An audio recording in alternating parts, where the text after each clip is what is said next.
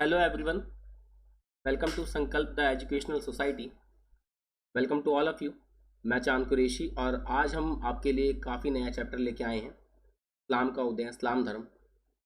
क्योंकि काफ़ी टाइम से स्टूडेंट्स की कॉल आ रही थी, मैसेजेस आ रहे थे कि जो मिडिवल हिस्ट्री है उसका कहीं ना कहीं उसकी शुरुआत की जाए, उसकी क्लासेस वगैरह के बारे में बताया जाए, क्योंकि उसमें काफ़ी स्टूडेंट्स को समझने में बहुत ज़्यादा दिक्कतें आती हैं।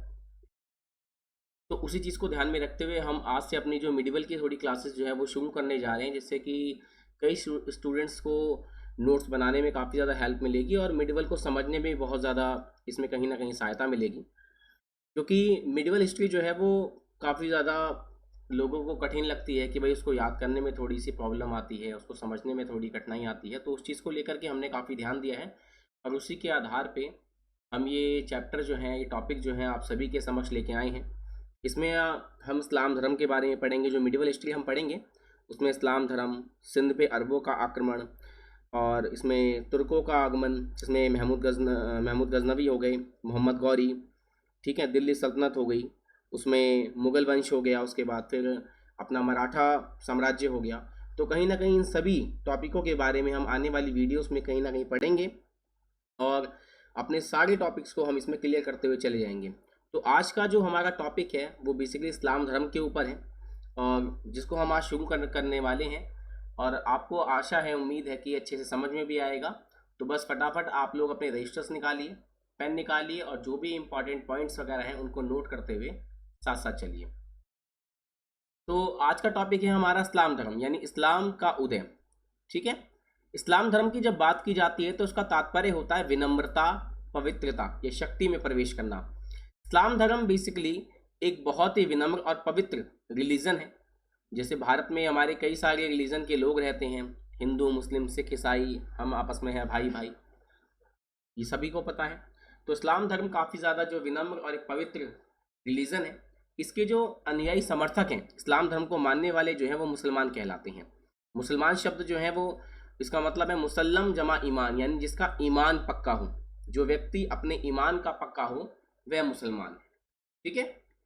इस्लाम का उदय, इस्लाम धर्म की जब बात की जाती है, एक मिनट जगह इसको थोड़ा कर देते हैं बड़ा, हाँ, कि इस्लाम का जो उदय है, जब इस्लाम धर्म की बात की जाती है तो उसके जो प्रवर्तक हैं, इसको चलाने वाले, वो मोहम्मद साहब है, हज़रत मोहम्मद पैगंबर, जिनका जन्म जो था 570 ईस्वी में कहाँ पे हुआ था?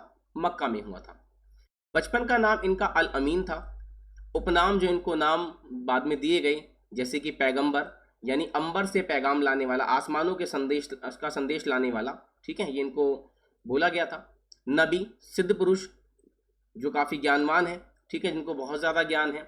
रसूल, यानी ईश्वर के दूत, ईश्वर के भेजे हुए संदेशवाहक थे वो। इनके पिता की बात की जाए तो पिता अब्दुल्ला, माता अमीना।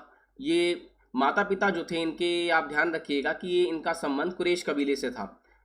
ये क्वेश्चन जो है ये पूछ लिया जाता है काफ़ी बार, तो आपको ये पता होना चाहिए कि इनका जो जन्म था वो कुरैश कबीले में हुआ था।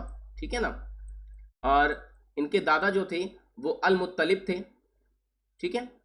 और पुत्री इनकी फातिमा थी, जिनका विवाह बाद में अली से, हज़रत अली से कर दिया गया। तो इनके दामाद कौन है? अली हैं। इनके बारे में हम थोड़ा आगे चर्चा करेंगे। तो आगे पढ़ते हैं। बचपन में ही माता पिता का निधन हो गया। जो हज़रत मोहम्मद पैगंबर हैं, बचपन में ही उनके माता पिता का निधन हो गया और उनका पालन पोषण जो था वो उनके चाचा अबू तालिब के द्वारा हुआ। तो चाचा ने उनका पालन पोषण किया और बड़े होने पर चाचा के साथ रहकर ही इन्होंने व्यापार किया था, तथा सीरिया के जितनी भी व्यापारिक यात्रा थी वो इन्हीं के साथ इन्होंने की थी। और वहीं पे इनका विवाह जो था वो खदीजा नामक एक विधवा स्त्री के साथ हुआ। ठीक है। और मैं आपको बता दूं कि खदीजा नामक जो ये विधवा स्त्री से जिन्होंने इन्होंने अपना जो विवाह किया था, तो इन्होंने खदीजा ने हज़रत मोहम्मद पैगंबर को अपना व्यापारिक प्रतिनिधि भी नियुक्त किया था और आगे आने वाले टाइम में ही इन्होंने उनसे विवाह कर लिया था। और जब ये पैगंबर कहलाए तो अपना जो प्रथम उपदेश था वो इन्होंने अपनी पत्नी खदीजा को ही दिया। तो इस चीज़ को बिल्कुल ध्यान रखिएगा कि प्रथम उपदेश किसको दिया? तो अपनी पत्नी को दिया। ठीक है ना। आगे चलते हैं। 610 ईस्वी। अब यहाँ पे एनसीईआरटी में 612 है। एनसीईआरटी की जब आप बुक देखोगे तो यहाँ पे हज़रत मोहम्मद पैगंबर के जो संदेशवाहक होने का जो सन है वो 612 दिया गया है। और जो हमारी यूपीएससी वगैरह की जितनी भी बड़ी बड़ी किताबें उसमें कहीं ना कहीं 610 दिया गया है। तो हम एक एज के हिसाब से, क्योंकि 40 वर्ष की अवस्था में उनको पैगंबर कहा गया था, तो उसी के अकॉर्डिंगली हमने सन 610 लिखा है यहाँ पर। ठीक है, तो आप कंफ्यूज मत होना, बिल्कुल भी ध्यान रखिएगा। तो 610 ईस्वी में क्या होता है कि मोहम्मद साहब मक्का के समीप हीरा नामक पहाड़ी गुफा में ध्यान लगाते थे। यहीं 40 वर्ष की अवस्था में हजरत जिब्राइल ने उनको अल्लाह का पैगाम सुनाया, अल्लाह की बात बताई। उनको यहीं ईश्वर का संदेश मिला कि अल्लाह के अतिरिक्त अलावा कोई दूसरा नहीं है, यानी सबसे बड़ा धरती पे कौन है, केवल और केवल अल्लाह है। और मोहम्मद साहब उसके क्या हैं, पैगंबर हैं, यानी कि मोहम्मद साहब उनके संदेश वाहक हैं। मोहम्मद साहब जो थे वो राजनीति एवं धर्म दोनों के प्रधान थे। हज़रत मोहम्मद पैगंबर जब पैगंबर कहलाए तो कहीं ना कहीं मुस्लिम धर्म को उन्होंने आगे बढ़ाने, विस्तार करना शुरू कर दिया था। तो धर्म के प्रधान हो या राजनीतिक, क्योंकि उस समय इस्लाम जो था एक राजनीतिक रूप से भी वर्चस्व कायम कर रहा था, साम्राज्यों पे धीरे धीरे कहीं ना कहीं अपना नियंत्रण स्थापित कर रहे थे, और जिनके अधीन इस्लामिक राज्य बनते जा रहे थे। ठीक है, तो वो हज़रत मोहम्मद पैगंबर के अधीन थे सभी। तो राजनीति और धर्म के दोनों के प्रधान हजरत साहब थे। ठीक है ना, आगे अगली घटना पे आते हैं। 622 ईस्वी, 622 ईस्वी जो था कि धर्म प्रचार में मोहम्मद साहब का लोगों ने विरोध भी किया। इस घटना के बारे में बताता हूँ कि मक्का के आसपास के जो कबीले थे, बेसिकली वहाँ पे कुछ मूर्ति व्यापारी भी रहा करते थे। तो हज़रत मोहम्मद पैगंबर ने जब उनको मूर्ति बेचने से मना किया, क्योंकि इस्लाम में आपको पता है कि मूर्ति जो है, मूर्ति पूजा बिल्कुल ही मना है। ठीक है ना, तो इससे विवश होकर वहाँ पर हालात, परिस्थिति काफ़ी बिगड़ गई थी। तो हज़रत मोहम्मद पैगंबर को उन्हें 16 जुलाई 622 ईस्वी को मक्का से यसरीब जाना पड़ा। यसरीब ही मदीना तुन्नबी यानी नबियों का शहर या मदीना कहलाया। तो मक्का छोड़ के मदीना चले गए थे, और इसी घटना को हिजरत, ये ध्यान रखना, इसी घटना को क्या कहते हैं, हिजरत कहते हैं। तथा यही 622 ईस्वी से हिजरी संवत की शुरुआत होती है। ये पूछता है कि इस्लाम के चैप्टर जब आते हैं, इस्लाम का टॉपिक जब आता है, तो हिजरी संवत क्या था, इस घटना के बारे में कहीं ना कहीं जिक्र करता है। तो हिजरा का अर्थ होता है एक स्थान से दूसरे स्थान पर जाना, और ये घटना घटी थी 622 ईस्वी में। ठीक है, आगे बढ़ते हैं। 7वीं शताब्दी के शुरुआत में ही सऊदी अरब में इस्लाम नामक एक नए धर्म का उदय हुआ। यहाँ पे इस्लाम धर्म आ गया सऊदी अरब में, तथा शीघ्र जल्दी ही इसका विस्तार जो था उत्तरी अफ्रीका और अरब प्रायद्वीप तथा ईरान और भारत तक हो गया था। तो धीरे धीरे अब इस्लाम धर्म जो है वो आगे बढ़ रहा था, क्योंकि उससे पहले जो थे कहीं ना कहीं वहाँ मक्का में जो आसपास के कबीले थे वो बुतों की पूजा, मूर्तियों की पूजा किया करते थे।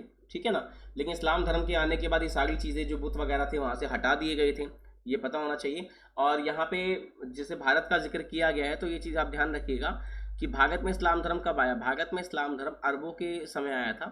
ठीक है ना, कि सबसे पहले भारत में अरब आए थे, लेकिन जो इस्लामिक राज्य बने भारत में वो तुर्कों के आगमन पर बने। जब तुर्क वगैरह आए थे तब भारत में इस्लाम का आगमन हुआ है। ठीक है ना, आगे आते हैं।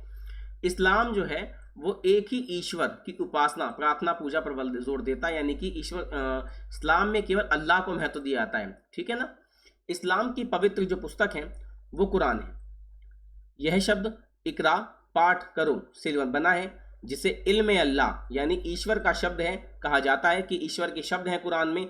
इसमें कुल 114 सूरा, अध्याय या पंक्तियां हैं। ठीक है, नेक्स्ट आते हैं सुन्ना या हदीस। अब इस्लाम धर्म की बात करें तो कुरान और हदीस जो है ये बहुत ही पवित्र पुस्तकें मानी जाती हैं। इसमें शरीयत भी है कहीं। ठीक है ना, तो उसका भी जिक्र अभी हम करेंगे।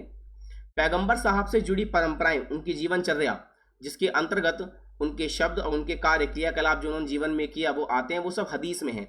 तो जितने भी मुस्लिम्स हैं उनको कुरान और हदीस को फॉलो करने के लिए कहा जाता है। ठीक है, इसमें एक जो पुस्तक है, आपने सुना भी होगा, इस्लाम की जो पुस्तक है वो शरीयत भी है कहीं ना कहीं, क्योंकि उसमें इस्लामिक कानूनों का जिक्र है, जो कि कुरान, हदीस, इज्मा एवं कयास का मिला जुला रूप शरीयत कहलाता है, और यही मुस्लिम न्याय के स्रोत भी हैं। ठीक है ना, आगे आते हैं। इस्लाम धर्म के 5 स्तंभ हैं, 5 नियम हैं। जो भी इस्लाम धर्म के फॉलोअर हैं उन सभी को ये 5 नियम जो है फॉलो करने पड़ते हैं।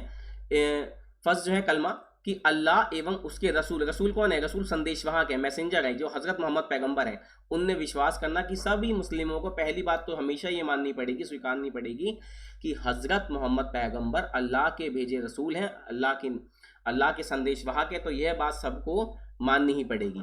सेकंड, नमाज। प्रत्येक मुसलमान को प्रतिदिन रोज 5 बार नमाज पढ़नी चाहिए।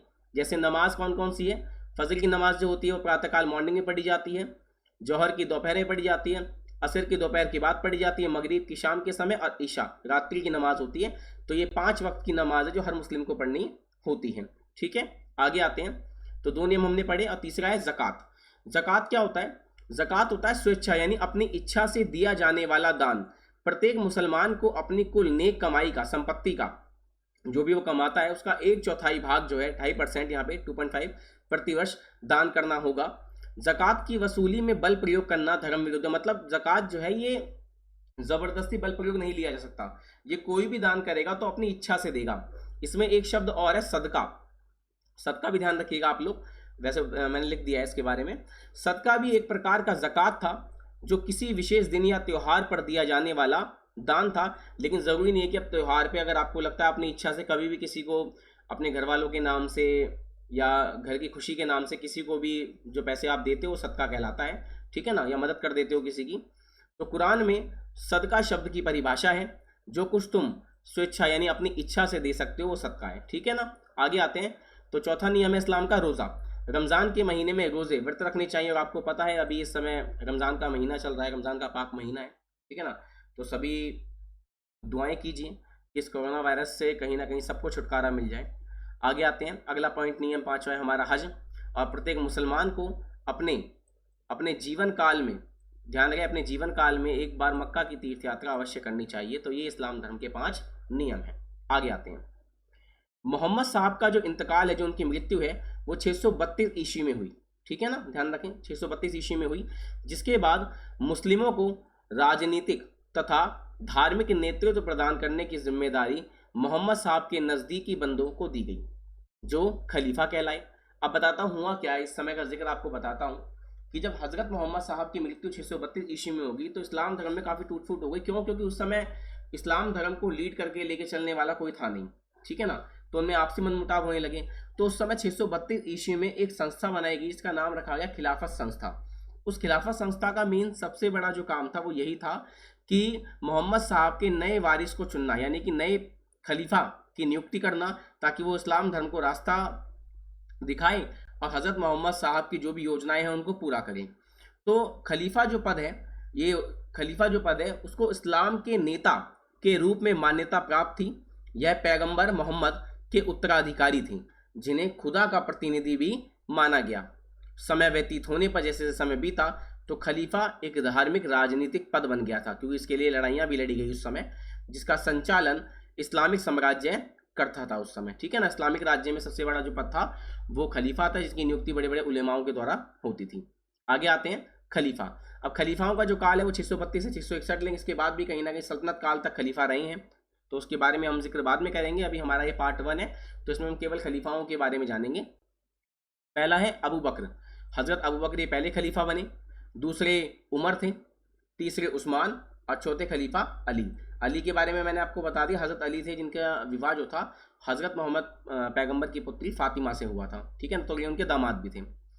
पैगंबर मोहम्मद ने अपना कोई उत्तराधिकारी नियुक्त नहीं किया था, क्योंकि उस समय पता नहीं था, ठीक है ना, कि इस्लाम धर्म को आगे भी ऐसी ज़रूरतें पड़ेंगी। परंतु उनकी मृत्यु के बाद एक जनसाधारण सभा यानी खिलाफत संस्था, जिसका मैंने अभी जिक्र किया, उसमें अबू बकर को पहला खलीफा चुना गया। उनका वंश जो था वो उम्मयद था। ठीक है, ये उम्मयद वंश से थे, इसलिए पहले खलीफा जो थे वो उम्मयद खलीफा कहलाए। और इस वंश में कुल 18 खलीफे, मतलब इस वंश के अबू बकर के बाद इसी वंश से, उम्मयद वंश से 18 खलीफा बनाए गए थे। और अबू बकर ने मदीना को क्या बनाया था? अपनी राजधानी बनाया था। ठीक है, ये ध्यान रखिएगा आप लोग। अब सेकंड पे आते हैं। अब सेकंड खलीफा जो है वो उमर बनते हैं। हजरत जो उमर है उनको एक आदर्श अच्छा खलीफा माना गया है। और इन्हीं के समय में मिस्र, सीरिया, फिलिस्तीन, इराक, मेसोपोटामिया, फारस आदि देशों पर मुस्लिम सत्ता स्थापित हुई। हजरत उमर के शासनकाल में साम्राज्य जो था, जो इस्लामिक साम्राज्य था, वो मकरान, शीस्तान एवं भारतीय सीमा तक फैल गया था। खलीफा उमर के ही काल में 636 ईस्वी, ध्यान रखिएगा कि खलीफा उमर के ही काल में 636 ईस्वी में बंबई के थाना पर अरबों का पहला क्या होता है? आक्रमण होता है, और जो कि क्या रहा? असफल रहा। ठीक है ना, तो उमर ने अमीर उल मोमिन यानी कि अनुयायियों का नेता, समर्थकों का नेता की उपाधि भी धारण की थी। ये भी कहीं ना कहीं बहुत इंपॉर्टेंट है, इसको आप ध्यान रखिएगा। मैंने भी आपको ऊपर जिक्र किया था कि भारत में आने वाले पहले कौन थे, अरब थे, ठीक है, ध्यान रखना। तो ये पहला आक्रमण जो था भारत पे जो हुआ था, असफल आक्रमण, ये खलीफा उमर के ही काल में 636 ईस्वी में मुंबई के थाना पर हुआ था। आगे आते हैं थर्ड पे। तो अगले जो थर्ड खलीफा बनते हैं वो कौन बनते हैं, उस्मान बनते हैं। ये तीसरे खलीफा बने जो कि मोहम्मद पैगंबर के 6 साथियों में से एक थे, ठीक है। अब इनका काल इसमें दिया नहीं है क्योंकि ज़्यादा इंपॉर्टेंट नहीं है, तो आगे पढ़ते हैं। चौथे खलीफा बनते हैं हजरत अली। अली जो है वो चौथे खलीफा हुए जिन्होंने मदीना के स्थान पे कुफा को यानी कि दमश्क को अपनी राजधानी बनाया। इस खलीफा का जो संपूर्ण जीवन था वो युद्ध में ही क्या होता है, वो जीवन युद्ध में ही व्यतीत हो जाता है, ठीक है। तो ये हमेशा ये जिंदगी में युद्ध ही लड़ते रहे, ठीक है ना।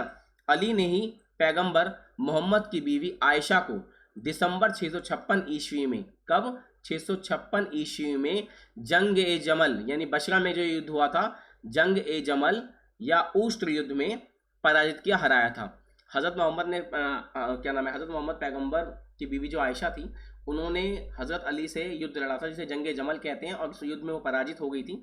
और अली की हत्या जो थी कुफा की मस्जिद में 661 ईस्वी में हो गई थी, ठीक है ना, ध्यान रखना। और इनकी हत्या जो थी ये कुफा की मस्जिद में उस समय हुई थी और एक खर्जी ने करी थी जिन्होंने इनका साथ छोड़ दिया था। तो आगे देखते हैं जो प्रथम 4 खलीफा हैं। अभी प्रथम 4 खलीफाओं के बारे में मैंने आपको बताया कि पहले अबू बकर थे, दूसरे उमर, तीसरे उस्मान, चौथे अली थे। तो प्रथम जो 4 खलीफा हैं उनको खुलफाए राशिदीन, क्या कहते हैं, खुलफाए राशिदीन कहा गया, यानी कि सही मार्ग पर चलने वाला, जो कि इस्लाम धर्म को सही रास्ते पर लेके जाएंगे, ठीक है ना। पांचवें खलीफा जो हैं वो मुआविया बनते हैं। मुआविया हुए, मुआविया कौन थे, मुआविया अब ये नई एंट्री है। मुआविया जो है ये सीरिया के गवर्नर राज्यपाल थे, ठीक है। इन्होंने अपने आप को 5वां खलीफा घोषित किया और इन्होंने खलीफा के पद को वंशानुगत बनाया। क्या बनाया, वंशानुगत। अभी तक क्या होता था कि जो भी खलीफा बनता था वो योग्यता के आधार पर बनता था, पर इन्होंने कहा कि अब खलीफा का पद वंशानुगत होगा, यानी मेरे वंश से होगा, मेरे बाद मेरा पुत्र जो है वो क्या बनेगा, खलीफा बनेगा। और उन्होंने अपने पुत्र यानी याजीद को अपना क्या चुना, उत्तराधिकारी नियुक्त किया, ठीक है, ध्यान रखना। ये रहे याजीद। इनका शासनकाल जो था वो 661 ईस्वी से 750 ईस्वी तक रहा। इन्होंने उम्मेद वंश की नींव रखी। तो इन्होंने अपना साम्राज्य कौन सा बनाया था, उम्मेद वंश से बनाया था, ये चीज ध्यान रखना आप, ठीक है ना।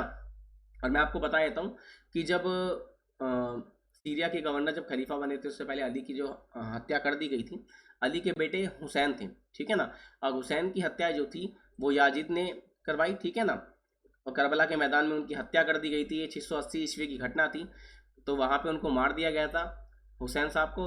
उन्हीं की याद में जो इस्लाम में आपको पता होगा मुहर्रम मनाया जाता है, तो वो हुसैन की हत्या पर ही मनाया जाता है, ठीक है ना। आगे आते हैं अब्बासी खलीफा।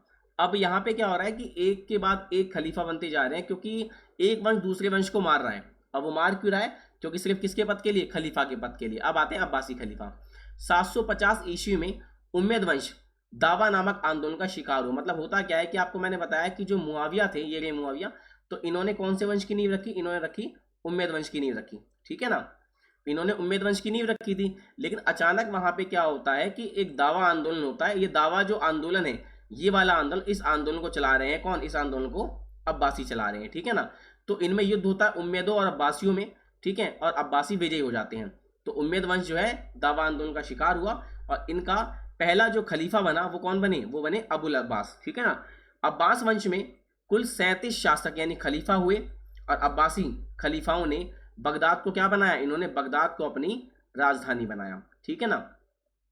इस्लामिक इतिहास में, अगर इस्लामिक इतिहास की बात की जाए तो सबसे अधिक जो समय था वो शासन करने वाले, जी हाँ, इस्लामिक इतिहास में सबसे अधिक समय तक शासन करने वाले वो कौन थे, वो अब्बासी वंश के शासक रहे हैं।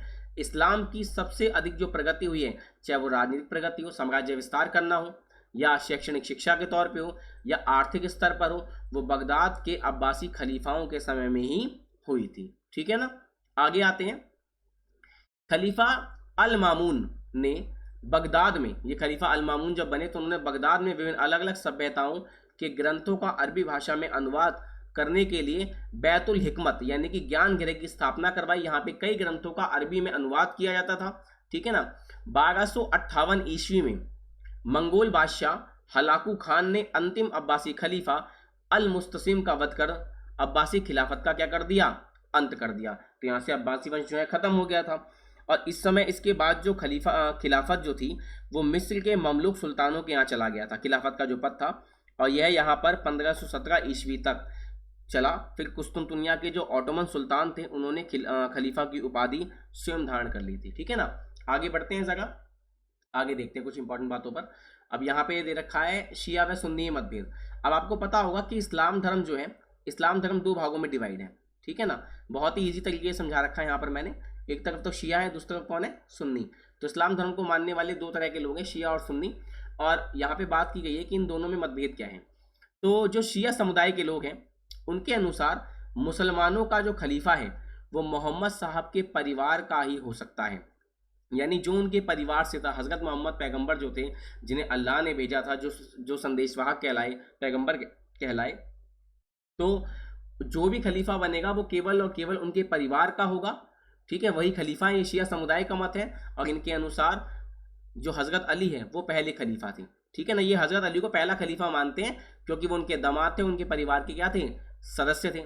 लेकिन वहीं दूसरी तरफ जो सुन्नी समुदाय के लोग हैं, ठीक है ना, सुन्नी समुदाय के अनुसार जो मोहम्मद साहब है उनका कोई भी उपयोग, योग्य अनुयायी, शिष्य हो, समर्थक हो, ठीक है, योग्य उत्तराधिकारी जो भी था वो खलीफा बन सकता है। और इनके अनुसार जो पहले खलीफा थे वो कौन थे, अबू बकर थे, क्योंकि योग्य थे। ठीक है, तो ये शिया और सुन्नी में आपको आशा है आराम से डिफरेंस समझ में आ गया होगा कि शिया समुदाय के लोग जो हैं वो हज़रत अली को फॉलो करते हैं और सुन्नी समुदाय के लोग हज़रत अबू बकर को फॉलो करते हैं। आगे आते हैं, भारत में इस्लाम। सर्वप्रथम भारत में प्रवेश करने वाले जो कौन थे वो थे अरब। मैंने आपको बताया था, ये बात पहले ही बता दी कि भारत में सबसे पहले कौन आए, अरब आए।